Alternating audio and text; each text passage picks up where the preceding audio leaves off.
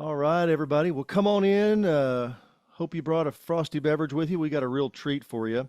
Mm. Welcome to the HGA free webinar series. This is what number 152? 154. 154. Holy cow. It's just getting away from me. Getting 154. away from me. 154 episodes. We're bringing you some of the most late breaking fundraising methods and material. And we Yep. hope that everybody finds some great value in today. We have Hey, a there very she is. special Hey, guest, and wow, that here was she almost like it is. was planned. That was awesome. Yeah. And so I'm going to let Trevor, because Trevor got to have our guest, but today we're going to be talking about something that's way outside of our normal Yep. thing. We're still talking about fundraising. Everything Yep. that we do is help you raise more money. And this is something very outside. Typically, when we do a webinar, it's always based around something that's going to help generate funds from, like, you know, direct fundraising events, things like this. This is something that I know is, in all my time around nonprofits, is very important to Yep. nonprofits.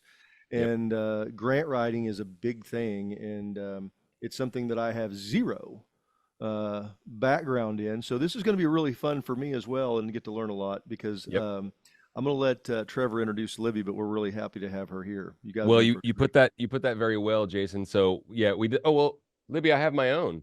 Hold Oh, on, I Yeah. have my good. own. Let me. Yeah, yeah. Hey, let me Hey. say this. Let me do real housekeeping. If this is your first time here, Yep. we don't charge a fee for this. It is free, but there is something that we would like you to do. If you get anything out of today, if there's something good, please share this. We are going to send out a recording to you. You'll receive it tomorrow with any information, also the ability to contact Libby. But if you would share this with other people in the nonprofit, we would really appreciate it. It means a lot to us. The second thing that I would tell you is stay to the end and win, because Trevor likes to give stuff away. So we will absolutely be out here within the hour, so you will not run over. And without further ado, Trevor. Hey, thanks so much, Libby. Thanks so much for joining us. Thanks. I see a ton of people, a ton of folks, names that I haven't seen before. So if this is your first time, thanks so much for coming. It's great to meet you. And if you've been here before, it's great to see you again. Thanks so much for joining the HA Free webinar series. Jason put that exactly the way I would have, as far as we don't know a ton about grant writing. So we decided to call in the best. And we had the good fortune of meeting Libby, gosh, what, about 3 weeks ago, Libby, and she was on the Hey Nonprofits Raise More Money podcast with us. But she had just written a book called The Queen of Grants. And so we have royalty. We have grant writing royalty on with us today. And thanks so much, everybody, for tuning in. Really, really cool. Libby, thanks so much for coming. Jason did mention, if this is your first time here, this is a very interactive webinar. If you have any questions, we're going to monitor Q&A, chat feature, the whole nine. So please keep those questions coming throughout.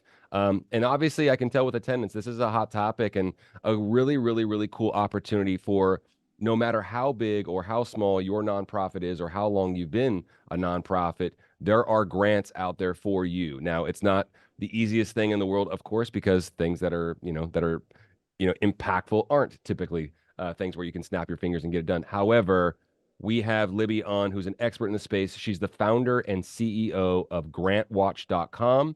She's been helping nonprofits and writing grants herself since the 80s. And I want to actually start there, Libby. I love your origin story and how you got into it. But thank you so much once again for coming. Good afternoon to you. And yeah, let's just talk about, like, when you first started writing grants and what got you into the space in the 80s. I know your background, but I'm not going to tell it. I'm going to let you. Sounds like you read the book already. That's Yeah, great. no, the book's really good, as a matter of fact. Oh yeah, we'll talk more about the book too. But yeah, please tell us, what got you started, because I know your profession. It's the same. I know your old profession. It's the same one that my wife's in. So in education. So tell us how you got started with it. Well, I started out as a public school teacher Yep. and I had a special education class. It was time to prepare them for tests that nobody ever thought they'd have to take. And they had to write a business letter. They had a persuasive letter. There were three different parts to it. And my students, really, if you corrected anything, they take the paper and throw it in your face. This was classes for emotionally handicapped. Yeah. Later, they changed the name to Ms. 2. I don't know what it's called today. Yeah. I had 10 students and a para and myself in a classroom, and nobody wanted to walk into my class. That's just the nature of the way it was. Yeah. And I had to get these students up to par. Otherwise, they wouldn't be promoted. They couldn't graduate junior high. And I had to find a way. I did my research and I found out word processing. We're talking the early 80s, right? Oh Word, yeah. We are. Yeah, yeah. I love it. I love the story. I love this. Yeah. and if you're of my generation, you remember that the Tandy Model 4s were a giant machine, television screen, yay thick, and the keyboard was attached. And those very large computers didn't have enough memory. Imagine today, right? And I took my class into the computer room, found that all I could do was teach them. It was called BASIC. It was a coding language. Mhm. We could pick lottery numbers and things like that, make something dance across the screen, but we couldn't do word processing. So we took the request to the district office. They said they had no money. And I was really surprised because at that time, everybody was throwing money into special ed. Yep. Well, so what was next? They gave us a grant application. They gave it to my special ed supervisor and said, well, we have an application to Tandy. They want you to prove that their Model 100 could be used in a classroom. And that was, I think, one of the first like iPads, if you think about it. Yeah. It had keys that you could press, not a screen, right? And about a 6-inch wide green screen. And they said if I would write the grant, they'd help me. And that they wrote it in the past and they lost.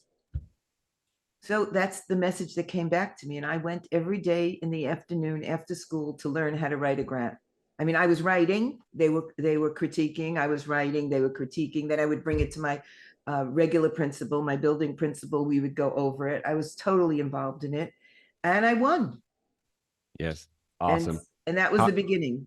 And tell folks how much that was in the 80s. We won $15,000 worth of computer equipment. Awesome. Yeah. So that's so cool. That was 10 Model 100s. Yeah. And a dot matrix printer and another Tandy large, I think it was a Model 4, and all the cables. So my students could actually write on this Model 100, and then we could hook it up to the dot matrix printer and print out their whatever they wrote. And they could keep it in a folder, take it home, show it off, bring it back. And then they could just correct it over and over again, never feel like anything was wrong. They just get another piece of paper to take home. And they succeeded. And that was the beginning. From there, it was Commodore 64s. I don't know how many people out in your audience remember those. I do. I remember. I'm 43, so I don't know. Before your time. Now, what year, hey, Libby, what year was that you wrote that grant? It was I think like 80, probably about 1984, something like that. Okay. Awesome. So that was about the time, and I'm not trying to put dates out there, but that was about the time I was taking that class in high school. And so I remember all that stuff. Yeah. Far out. Yeah. And I was a young teacher, and that was my first class. I graduated from college and I wanted to work for the Board of Ed. I called every single Friday to find out if there was a position open for me. And then the Friday before school started, so the teachers were already there Thursday because they used to come in 2 days before the weekend, right? And Friday they said, if you can make it down to the Board of Ed this afternoon and get fingerprinted and everything else, you have a job. I didn't ask what my class was. I didn't ask where it was. Right. I just wanted a seat at the table. Yeah. That's awesome.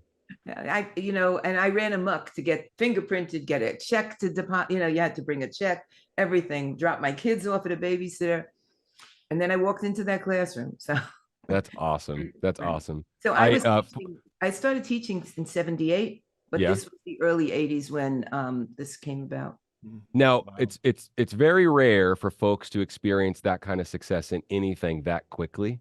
And $15,000 in 1984 is a lot of money. And that sounded like a lot of computer equipment and a lot of very useful, life-changing for those kids, computer equipment. So from there, what was it? You're like, okay, were you excited? You're like, I'm just going to keep on going to the well and I'm going to keep on writing these grants and things like that. So tell us more about, how that progressed and Grant Watch and all that good stuff. Well, from there, from the district, from working at in the school and writing and winning grants. And I had passed all my administration licenses. So I could be a school district administrator. I could be an assistant principal, a special ed supervisor. I had I think about 7 licenses, and I applied and applied and applied, and I never got anything. I was always in the last round of interviews, right? So, and my folder was like this thick, without exaggeration of, you're invited to the next round, and then I'm sorry, but we made our decision. All of a sudden, one day in my mailbox comes a note attached to an application at the district office. Please apply. And that was to be a grant writer at the district office. Yeah. You're like, I know a little bit about this. So I was an interim acting educational administrator, which I had the license for at the district office. And I was one of their team. I was writing grants for them. And so I had more education there as well. Yeah. And I stayed there for 2 years. After that, I asked to go back to the classroom, and I opened up my own grant writing business. Yeah. Was that basically the beginning of Grant Watch? It was the beginning of, well, we called it then, I think, PGWHC, Professional Grant Writers and Health Consultants. Yeah. What at one point it was PGWEC and Educational Consultants. And then I needed, my clients wanted to know what grants were available. Right. And so I needed to put something out there. So I created a fax newsletter called NYC Grants Watch. Okay.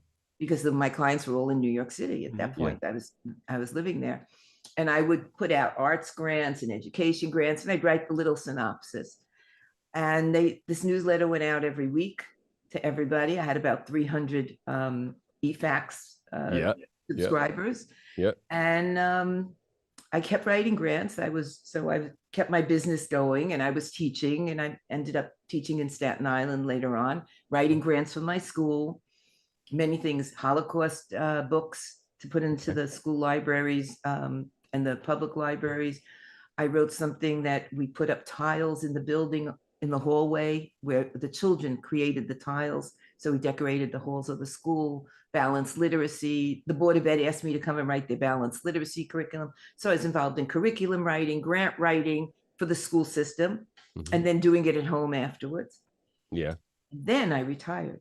So when I retired, it was like, okay, I can afford to retire at this point. My grant writing business is booming. Yeah. And it was time. I had enough years in the school system.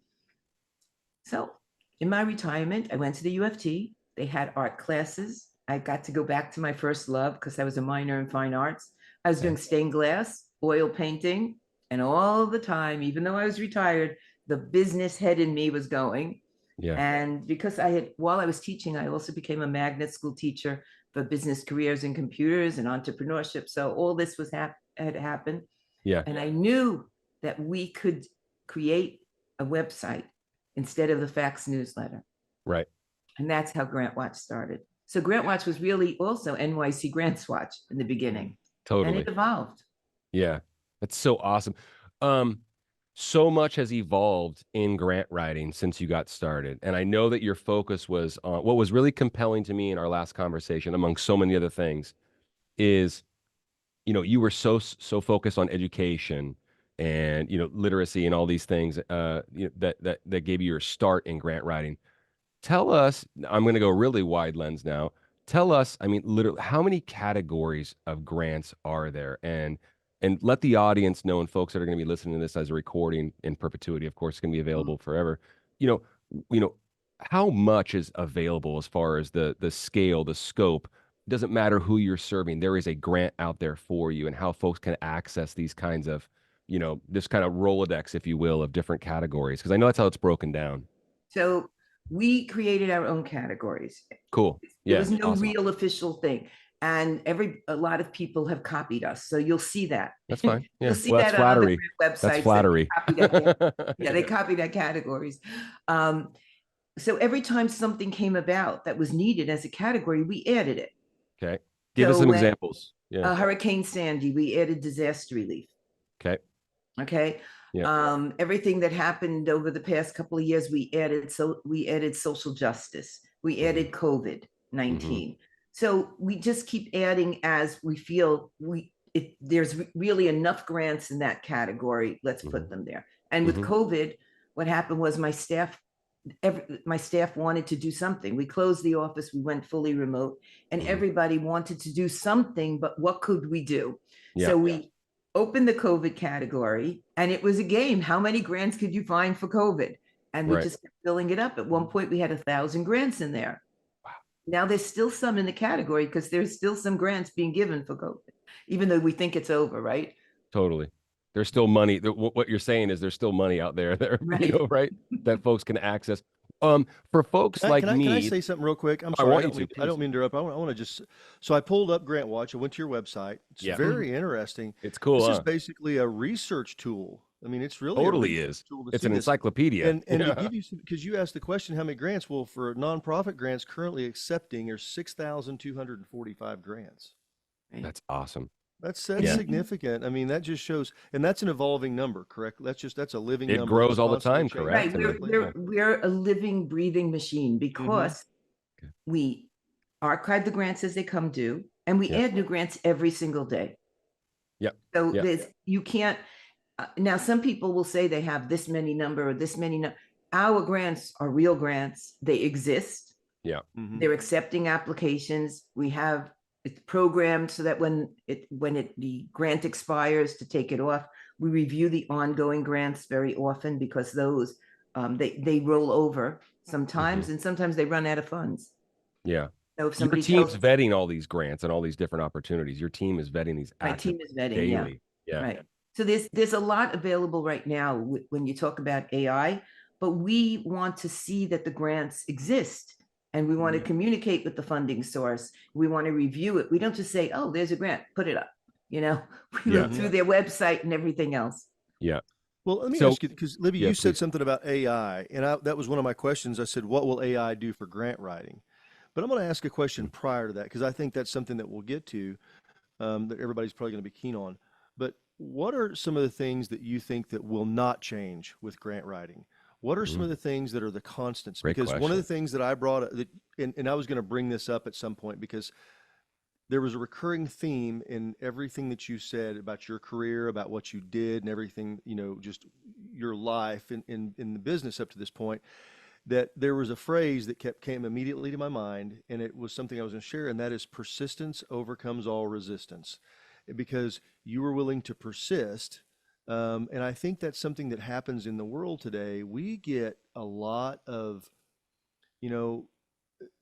understanding. We give up easy? failure. Well, we give up easy? we just don't understand people, the process of failure, process of failure, failing forward, doing this, like you said, how many Fridays did you go down and apply to be on the business administration? Sounds like a lot if it was every Friday. And then all of a sudden something happens and here you go. Yeah. Right. And I think that's what happens. I remember, persistence. We've got a friend, executive director of a significant nonprofit, and she stayed and called a potential donor for 5 years. 5 years. He didn't She was- block her.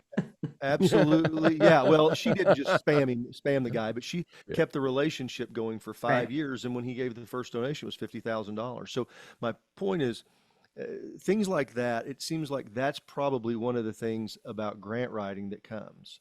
There has to be a stick-to-itiveness, correct? I mean, you're not going to catch lightning in a bottle all the time, right? That's a good message. I've interviewed people that have told me that they get 1 out of 10 grants. Okay. And they've applied for 40. Somebody else that says she gets 5 out of 10. There's no rhyme or reason, except you need to do what you need to do. If you're not applying properly, of course you're not going to win. And that's what people don't realize. In the book, I go through all the things that you need to do. Yep. I just got off the phone a little while ago with someone, and she said, follow directions. Funding sources, they give you directions, follow the directions. It's not like you want to put the crib together and you put 10 cribs together in the past and it's the same one.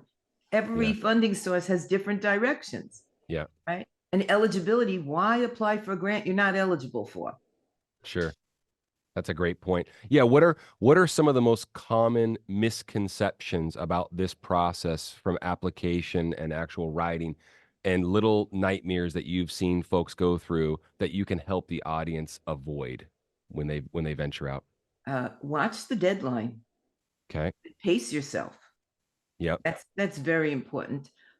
Make a list of what's required for that application, because there's paperwork that's required.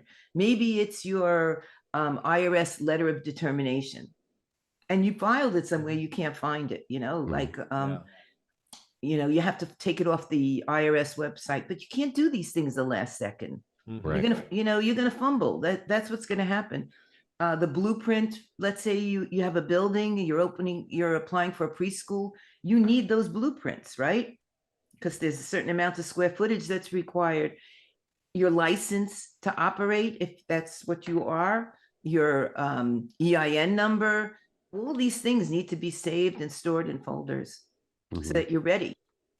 And every grant, whatever you gathered for that grant, save for the next grant. Totally. Yeah. You And just said keep it something going. about pacing, Yeah, I love that. and pacing these things out, setting a priority list. Yeah, I love get that things feedback. done because, so what do you think the average investment of time to write a grant in today, right now, today's time, what do you think that is? It really depends on how large the application is. Because if you're doing a federal grant, Mm-hmm. then on the federal grant, they actually write the recommended number of hours. They Oh, have wow. an approximation. Really? And What is that? sometimes Do you it could know be what that? 60 hours. Oh, really? Wow. Okay. Yeah. But what if you're writing a 100-page grant and they allow 100-page of appendices? Mm-hmm. Well, imagine how long that takes, right? That's a lot of Yeah. people power. Yeah. Right. Yeah. Hey, But then if Jay. Mhm. you Oh, can go have ahead. you can have a grant that's just fill out this survey and submit, Yeah. It's right? real easy. Yeah. Yeah. Real easy. It really depends. There's no way to tell. I mean, like Yeah. somebody asks, how long?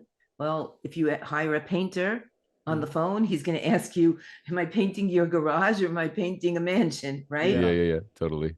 Yeah. Well, we had a question here. How do you Yeah. encourage the smaller nonprofits to apply for grants? Because some of the grantors require a minimum budget already in place of $1 million or more, stuff like that.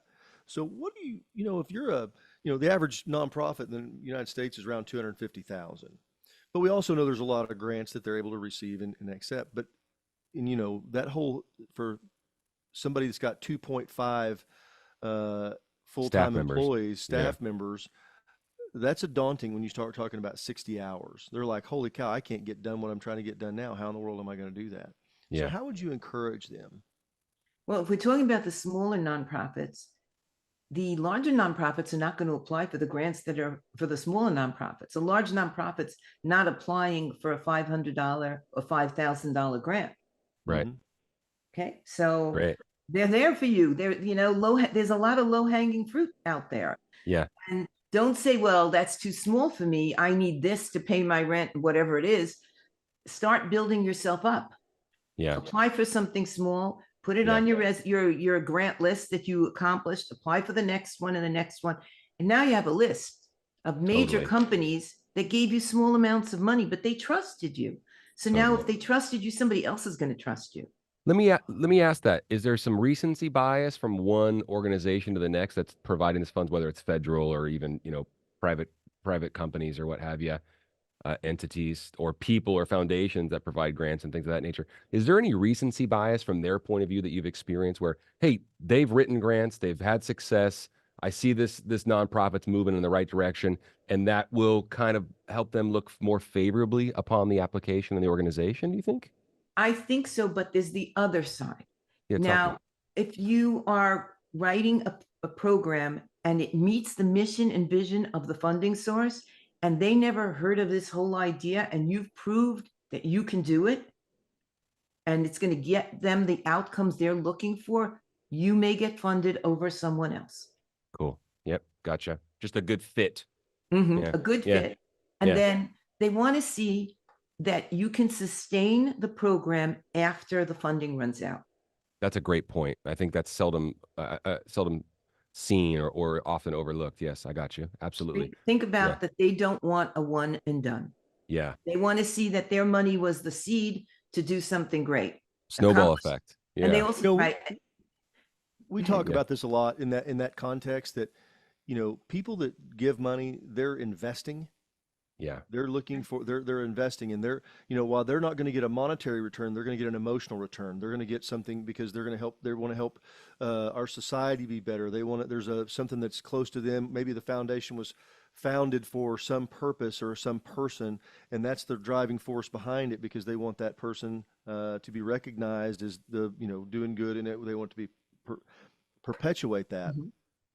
So while you're thinking about that, I think that's where I think a lot of people go into this. I know they do in fundraising in general, in the general thing of this a lack mentality. In other words, where there's just not enough, they may not like us, they don't do this.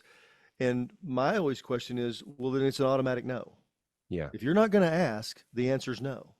But also, are you going to put your passion into your application? If you're already thinking of rejection, that's like somebody that goes out on a date and decides before they even step into the restaurant that the person's not going to like them. Well, Mhm. yeah, the person's not going to like them, because whatever aura you give off, that's what you get back. True Mhm. Now, story. same That thing is in so your good. application. Is Yeah. there passion in your application? Yeah. That's awesome. so Jay, we we had got more questions from the Yeah, audience. so we had a question here, and it was somebody said the best category to search for grants to assist amputees. And I'm looking over here at your website, and I'm seeing Great question. all the different opportunities, because there's a lot, and you really have broke them down. Is there disabilities there? Do you see that? I do, That's where it goes. and that's where it would be. It was right there on And then disabilities. possibly also maybe they're a veteran under veterans. Mm-hmm. Totally. It's If they're a awesome. woman under women. So, and there's an overlap. So let's say there's a grant for women amputees that were veterans. You'll see it in all three categories. Okay, Awesome. so that's something. So the idea with Grant Watch is, if you're looking, you're going to find it. If it's out there and available, you're going to go Yeah. here. You're going to be able to get it and find it. And That's correct. and it's verified. Yeah. I interviewed somebody and she said, you know what we say about Grant Watch? If you want to do something, there's a grant for it. Totally. It's awesome. I'm just so thankful that there's these opportunities out there. Libby, you've been in this space now for 40 years. Seeing this is amazing. I mean, just like basically a lifetime of knowledge about grant writing. I happen to think, I'm getting opinionated here, but I happen to think that this is an era where the authenticity can really, really come through in the application, right? Right. And folks that are reading those applications can really, really tell. I have a theory that people are increasingly more afraid to take the plunge and do things like this, and have genuine fear and insecurity about, taking the next steps, for grants and Well, putting out these applications.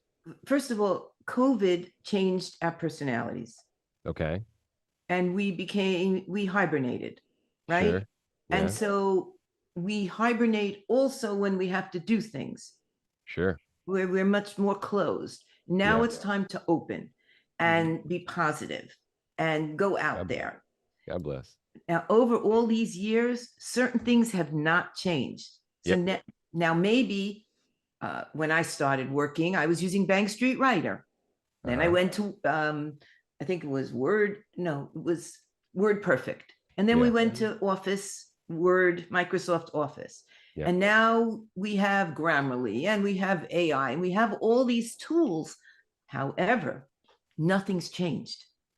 Grant writing is grant writing. You still have to do needs, goals, objectives, activities, outcome, evaluation, timeline, and budget. You have many tools to help you, but it's the same theory. Yeah. Yep. And Agreed you on all take that counts. step, positive step. Yep. I love that. Hey, we had a go ahead. question. I'm going to hit this question real quick, because I think this is part of this process of hopefully what we're learning today. So, Quanda asks, when applying or looking for grants for my department, is it a search for a particular buzzword, or is it, kind of give some ideas like, I'm trying to help clothe people that, I'm trying to help find young people that are going to college to have clothes. I want to do that. So what would something like that be under? Because I think it's a great question. Okay, so you would look towards workforce, and you might look under college, but we have categories, but we also have keywords. Okay. Yeah, figured as much. Okay, so that's looking for grants. We also have the 990 reports, which are from the IRS. Okay. And those are foundations. So under the 990 reports, you can also put in keywords. And what are you putting in a keyword for? What purpose did they give the grant for in the past? Okay. Who did they fund in the past? And maybe you'll find somebody similar. Okay. Or you could look at a foundation and say, they gave a grant to the Salvation Army, and we are the local thrift store or something, right? And we're doing something very similar. So maybe we can approach them because they're in our geographic focus as well. So you have many different ways to look. Oh, that's great. But you have to love that. want to I do love it. that. You know, Yeah. you have to have that energy, bring your passion. I always say that's where there are hearts on my book cover. You Yeah. know, I didn't do it for Valentine's Day, except it did come out in February, but Yeah. those hearts represent your passion.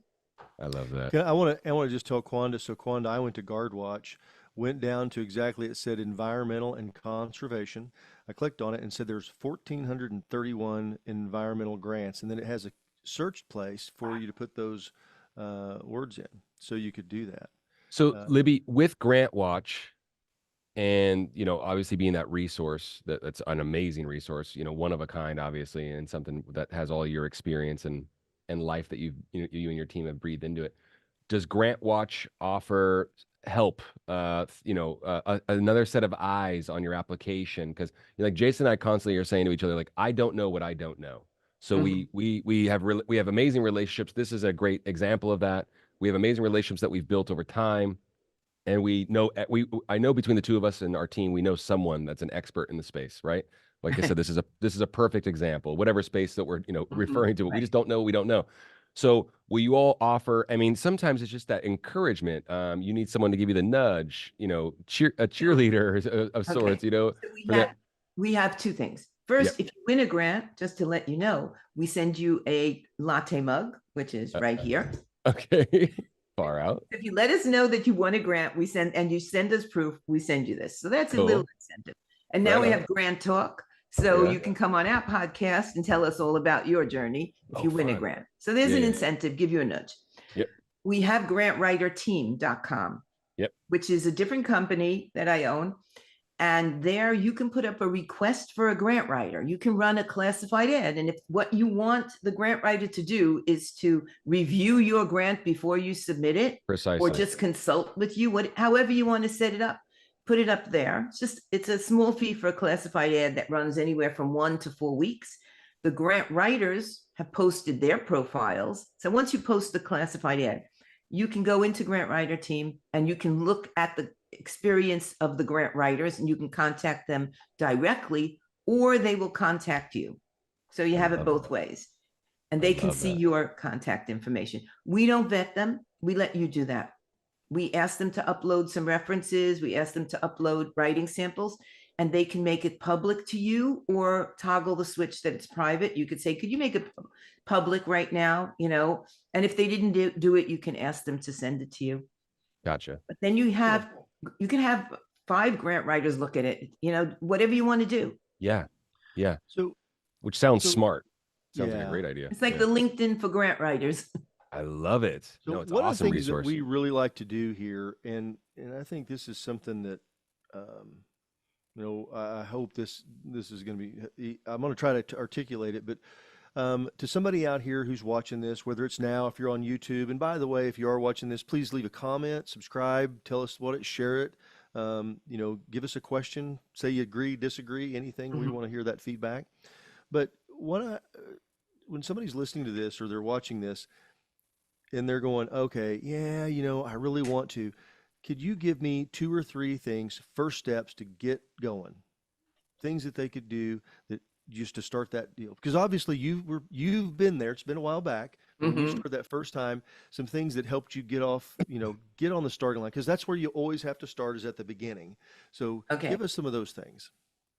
Start by saying to yourself, I'm going to set aside X number of minutes every day to look for grants. Right. Or I found an application and I have this amount of time, lead time. I'm going to give myself X number of minutes to open that application and review it. I'm not going to be afraid. And I have a little thing in there. That's how I finished my book. My book was sitting around, and I'd written it and I finished everything, but it wasn't ready. If anybody who's ever written a book knows you need to read your book over many, many times and redo and redo and redo. Even though you think you're done, you're not. And somebody told me that wanted my book. She actually called and she wanted to know how to write a grant. And it's an old acquaintance. And I really couldn't spend all the time teaching her to write a grant. I'm running a company, right? And I apologized. I said, my book isn't ready.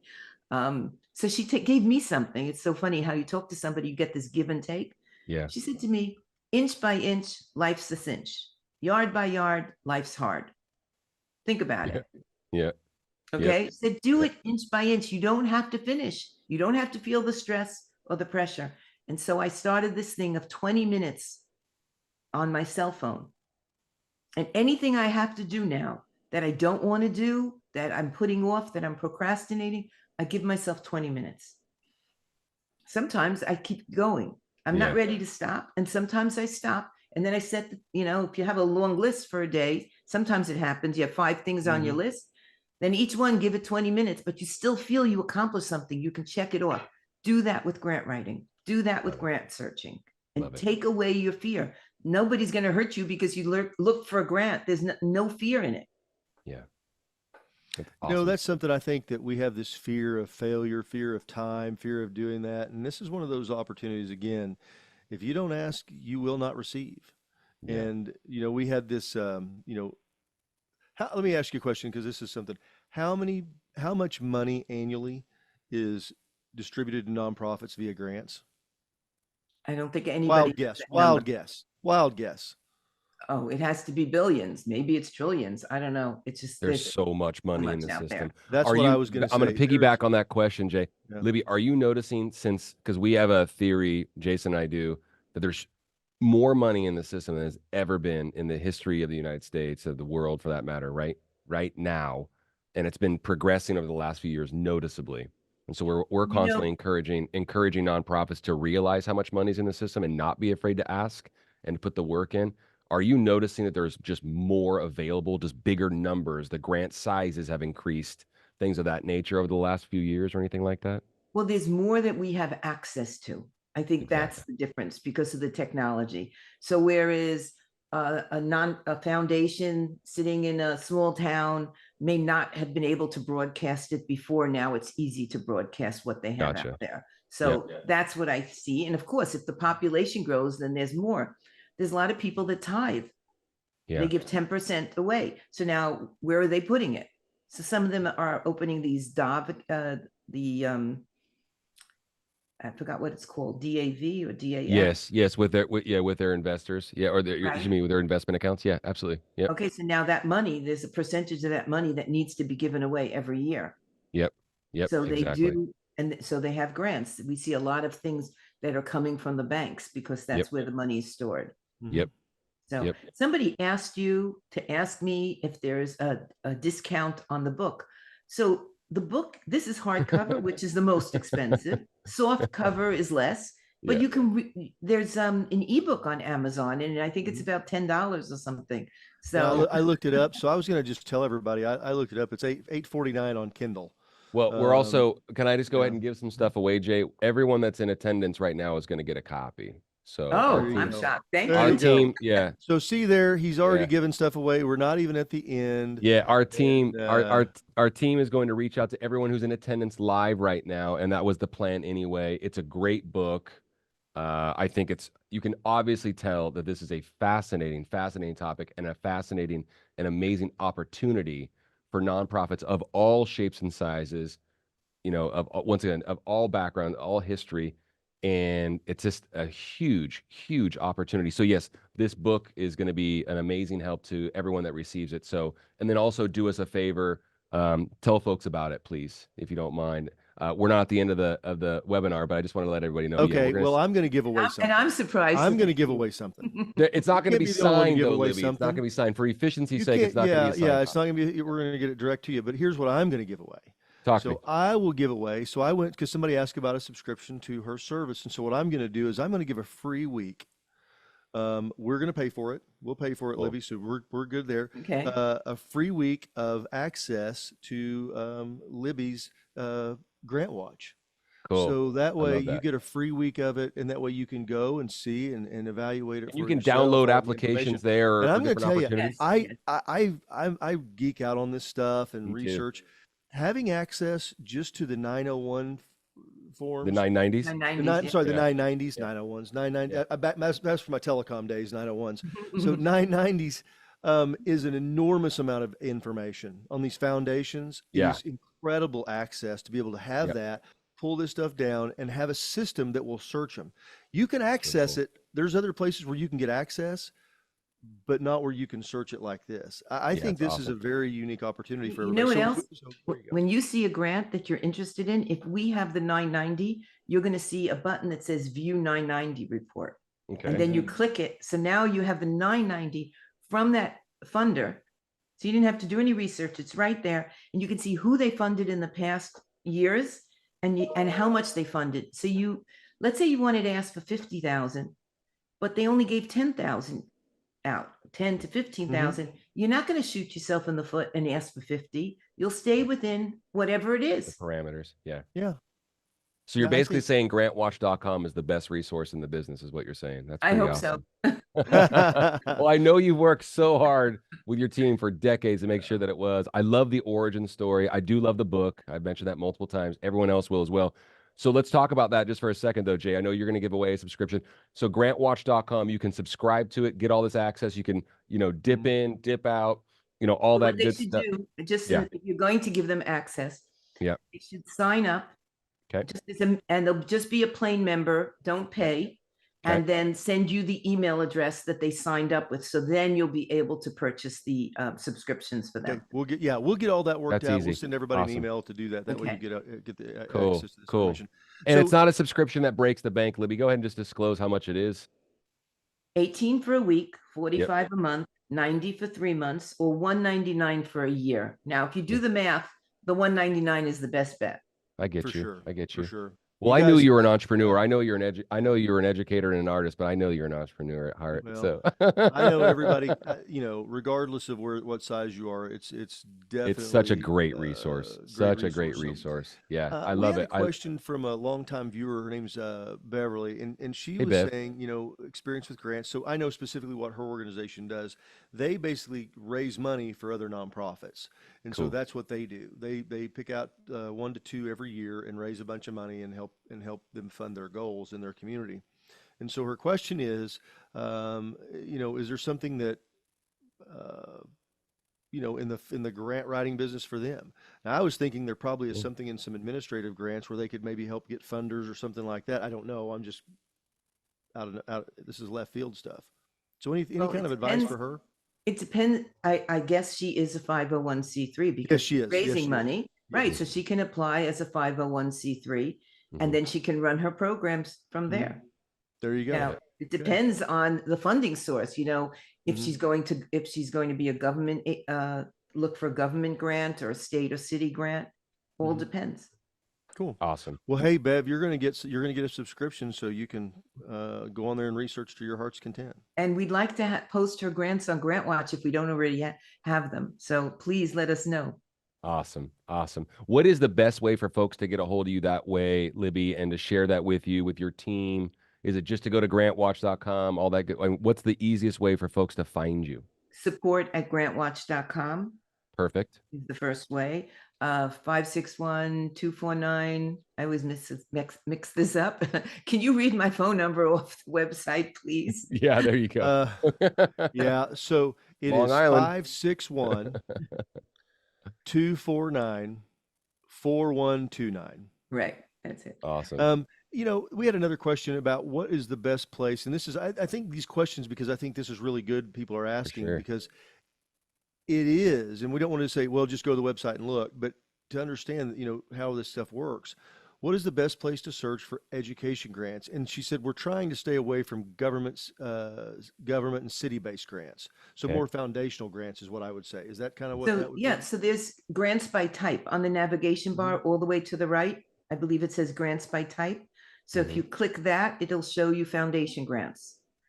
So you can Awesome. pare it down that way. Awesome. So good. Yeah, we just keep coming back to it. Such a great resource. So Yeah, grateful. I'm over here looking at it right now, and Yeah. it says we have foundations for. And I'm just going down here, and right there, education, elementary education, they're broke down into two different ones. So, and there's right there. There's Hey, just everybody, everyone in attendance, raise your hand if you didn't know that this resource even existed. There's this much out there to help you with grant writing. Exactly. Look at that. Well, hey, Look at that. now this is thank where you. you got to be able to share this with other people that you get to see this, so that way Yeah. this resource is Yeah. available. This So is we're going to give you a massive. shot to try Yeah. it out.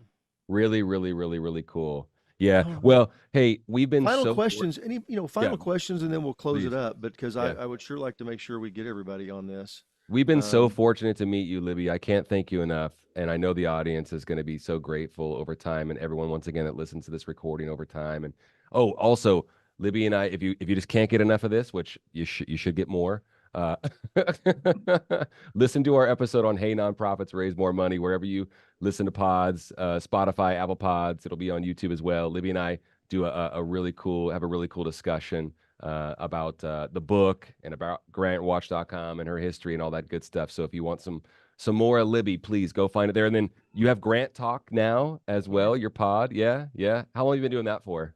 Well, we just I think today we published our 4th episode, or maybe not. Awesome. I'm not sure, but it was supposed to drop today. So Right that on. we filmed a lot, and we're editing Good. them, and we're Good. not going live yet. That's all right. You're banking some episodes. Okay, No, gotcha. because Okay. we want to put in a lot of B-roll footage about the funding source or the grant recipient, and we can't Perfect. do that live. So Right. we're showing the results of the grants. So That's smart. awesome. I think That's that's really so great. smart. Yeah. God bless you. It's awesome. Okay, final question. We have somebody who said they're a national nonprofit that works with canines, law enforcement, military, and search and rescue in all 50 states. Do state-specific grants want the money to stay in the state we're applying, or do we have to? She said also we have a hard time finding the right categories because of the pet stuff that they don't do. So there's a lot of stuff, animal, Sure. that falls into that category as opposed to That sounds like law enforcement though, correct? Right. Yeah. Yeah, I think, this is a great opportunity to be able to see. I see Emergency EMS, medical. Homeland Yeah. Security, EMS, Homeland Security, and I think the cool thing that you pointed out, Libby, is that you guys cross-index this. Right. So if there's something that covers 3 or 4 categories, it's going to be in all 3 or 4 categories. So it really helps the cross. I interrupted Libby about that question that our guest had about the state specific specificity. Can you talk to us a little bit about that? Well, every funding source tells you what the geographic focus is. There you go. And you have to follow that. Now, if you see a grant on GrantWatch that says USA and Canada, that means that it's every state in the United States. You're included. Yeah. Cool. Awesome. Okay. Awesome. Cool. There is something, I think there's an overarching theme here. There's something more than likely, I'm not going to say, guarantee, but pretty darn close. There's something out there, or there's funding out there for everyone, it sounds like. Right. And it's the canines. Let's say there's a grant for search and rescue. Yeah. And it doesn't necessarily say canine. So still, why wouldn't you apply? Mm-hmm. Love it. Love it. That's I think a really piece of good advice that doesn't have to be specific to that. It's just search and rescue, because those resources are there. And sometimes the foundations, it's the people that are, I would imagine, I'm guessing because I don't live in that world, but I would imagine the people that look at these grants, they read all these applications, they go, yeah, this is right in our sweet spot. We never thought about that. Never had an application for a search and rescue dog, but this is exactly what we want. Is that kind of how they look at it? That's correct. That's correct. I want to just kind of one thing and then give you last word. I was encouraged to write a grant years and years ago about some, to do some education stuff with educating board members for. I was in a board, and it was a lot to it. It was a lot to it to do that, and how we manage the funds and all that stuff. It was very specific. I never did it because one, I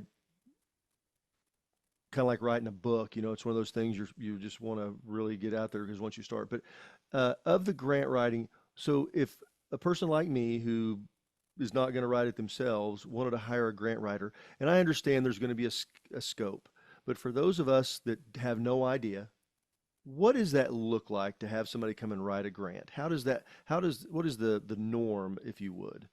Well, I would, first of all, ask for a flat rate fee for the Okay. application. If you have the application in hand, you should be able to get a flat rate fee. You don't want to give somebody an open checkbook. Okay. Gotcha. Okay. And then you want to create a set of deliverables. You want to break the application up into parts. And for each part, as you get it, you pay for it. Because something happens in the grant writer's family, what happens to your application? You want every piece along the way. And then you want to do a lot of engagement. You have the application, you have the part that they wrote for you, read it, go over it, tell them your changes. So you might want to break it up to first draft of organizational capacity, let's say, and then final draft of organizational capacity. So now you've given your changes, you can see them happen. You have to be part of the process because your passion, as I said, needs to jump off the page, but also you don't want somebody committing to something that you don't want to do. You don't want to get your grant the day it's due. Okay, here it is. It's done. Submit it. Yeah. What did you say you're going to do? Right. Let's You also- say you're going to have you're going to put a playground in, right? And you know that you can only put in 3 pieces of equipment in that area because of whatever, the pipes are underground and whatever. And this person has 10 pieces of equipment. You committed to something you can't do, and now you're going to get funds. You can't do them. You can't accept the money. Yeah. You want to be part of the process. Love that. I love So that. stay with part of the process. So back to that ballpark. Any reference on cost? I mean, like dollars, because I know that's something. Okay, so you have to price is think, always thinking. you can have a grant writer that's charging you $40 an hour, or one that's charging you $125 an hour, let's say, right? Okay. And you have to think until you can say to the grant writer, how many hours will this take? So you can get the flat rate, but you need to have an understanding of how long it will take. It also depends on how much you have ready for the grant writer. So I always say, write your first grant yourself. You may win. I won, right? Yeah. So That's you may right. win. Well, I love the experience that you get from that, right? I mean, it's kind of immeasurable, right? Right. Yeah. Yeah. And then, but what happens? Let's say you didn't win. You've gathered all this information, so the grant writer has it at their fingertips, right? Yeah. Totally. Yeah, you get a That's playbook. awesome. Yeah. I In the think that's book, what you. I did mean that. What's that now? Say it again. In the book, I created folders. I said Yeah. passion maps and folders. So I listed everything you might need in your folders to get I ready. love that. I love that. I love that, and I'm thankful for it. And we're Thank thankful you. for you. And I know that, speaking of immeasurables, I know that folks are going to get an immeasurable amount of encouragement and impact and value out of reading the book, out of hearing this conversation. And hopefully folks do us a favor, and anyone that's a friend of HGA, show Libby some love and listen to her pod. Go to the website. Subscribe to my pod. We're almost at the 1,000 mark. We want to get there. Come on. That sounds great. awesome. That's awesome. Yeah. Well, your success is, I'm not surprised by it. And we just are so thankful for you, Libby. Really, really, really cool. I thought it was so great. I know I'm everyone's going to thankful get for a ton you. out of You it. just got me 26 new subscribers, probably. Thank you. Well, hey, we're not done. We're, at HGA, Yeah, we're maybe helping some you more. raise Come more on. money, and we give away stuff until we just give and give. We're giving and away more give. stuff, So, man. We gave away 30 books. Yeah, so here we go, and I've got to get the winner. What is this? That is so and sweet. it Yeah, this is HGA bucks. We have our own bank. No, I'm joking. Yeah, But, Melissa Gregg is the lucky one. So Melissa, reach Nice. right up there on the screen, touch that button. We're going to get the spin going because you're the one that's going to win. And Yep. there it goes. Yep. We're going to see what Melissa won here today. That's awesome. And holy smokes, she got $500 in HGA bucks. Wow. She broke the machine. She just broke the bank. Wow, that is so. So congratulations, Melissa. You got $500 in HGA bucks. What that means is any of our products that you want to use, you can apply that $500 to them. It's just dollar for dollar. So there Awesome. you go. Very All right. cool. Very cool. Yeah. Very And hey, listen, our team is going to be in contact with everyone that was in attendance. We'll get your shipping addresses and all that good stuff and make sure that we get you a book ordered. Super, Super cool. So excited. That was just awesome. I was really looking forward to it after our last conversation, Libby, and you did not let me down. And I know you didn't let Yep. the audience down either. Thank So you for inviting me. Yeah, we yeah, appreciate you it, rock. Peter. Well, It's hey, this is fantastic. an invitation, more like a request that you come on again. Okay. Okay. Yeah. for All sure. right. Hey, All right, thank you everybody. so Have a much. wonderful week. Thank you, Yes. brother. I appreciate you. Libby, All right, thank you so thank much. you. Thank you all for giving us sharing your time with us today. Yep. Okay. Libby, thank Jackson for us as well. Okay. Yep. Oh, I will. All I right. will. Y'all have a Keep great waving. afternoon. Okay. We'll Thank see you ya. so much. Cheers Okay, to you. thank you. Bye. Bye.